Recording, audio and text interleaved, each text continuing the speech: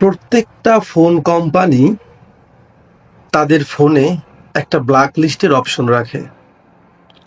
এই ব্ল্যাক লিস্টের অপশনটা কেন রাখা হয় জানেন? এই ব্ল্যাক লিস্টের অপশনটা রাখা হয় এই জন্য, কোনো আননোন নাম্বার, কোনো বিরক্তিকর কল বা কোনো ঝুট ঝামেলা থেকে নিজেকে সেফ রাখার জন্য এই ব্ল্যাক লিস্ট নাম্বারটা, অপশনটা তৈরি করেছে ফোন কোম্পানি। কিন্তু অবাক করা বিষয় কি জানেন? এই ব্ল্যাক লিস্টটা এখন আর সেই কাজে ব্যবহার হয় না।